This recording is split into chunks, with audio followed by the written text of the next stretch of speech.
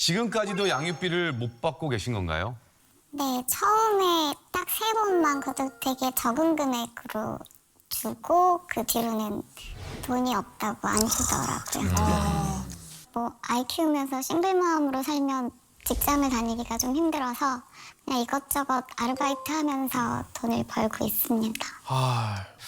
손정희 변호사님, 이런 경우에 지금 전 남편한테 양육비를 좀 받아낼 수 있을까요? 다행히 남편분께서 직장 생활을 하시네요. 그럼 급여를 받잖아요. 양육비 직접 지급 명령 제도가 있습니다. 회사에게 이 월급 중에 일부 양육비는 직접 주라 이런 제도인데요. 그러면 재혼한 아내 이름으로 통장에 월급을 받는다고 하더라도 양육비를 먼저 빼고 받을 수 있는 장점이 있습니다. 그렇구나. 그리고 실제로 양육비 이행 명령이라는 걸 하면은 이행 명령을 지키지 않았을 때의 제재가 무서워서 버티다 지급하는 아빠들도 있습니다. 그리고 이행 명령을 내렸는데 2차례, 3차례 계속하지 않으면 감치 명령이라고 해서 가정법원 판사가 구치소 같은 데 가두는 조치를 할 수 있거든요. 요즘에는 출국 금지 제도도 생겼고 심지어 신상 정보를 공개하는 제도도 생겼고요. 가장 타격이 있는 운전면허를 정지시킬 수 있는 제도가 생겼습니다.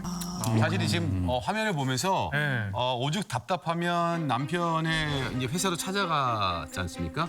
사실 이거는 옳지 않은 거를 알고 있습니다.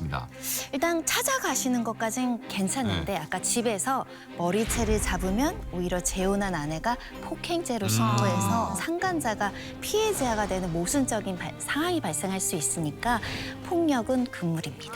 네. 이런 경우에는 네. 엄마가 최대한 양육비 채권을 어떻게든 행사해서 아이를 위해서 제대로 된 교육이라든가 양육을 할 수 있는 게 굉장히 도움이 되고요.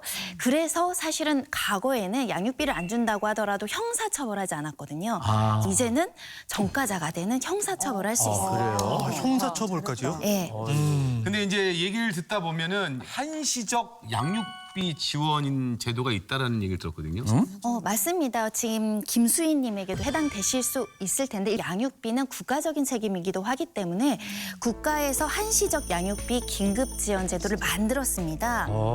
일정한 조건은 있습니다. 일단 미성년자여야 되고요. 국민기초생활보장법에 따라서 중위소득의 50% 이하 그리고 한부모 가족 지원법에 따른 중위소득 75% 이하 이런 소득 조건이 있는데 한 달에 20만 원씩 총 9개월 동안 그리고 1회 연장하면 1년 동안 이렇게 국가로부터 임시적으로 긴급 지원 받을 수 있고요.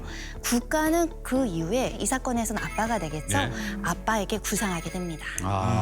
근데 이혼했을 때 위자료를 못 받으셨다 그랬잖아요. 그럼 지금이라도 혹시 위자료를 다시 청구해서 받을 수 있을까요? 혹시 김수희 씨 양육비 안 받겠다 포기하겠다라고 하셨나요? 협의원 그거 한번 하셨을 여쭤볼게요. 때? 네. 위자료는 돈이 없었기 때문에 받지 않는 걸로 했었고 양육비에 대해서는 협의를 한 적이 없습니다.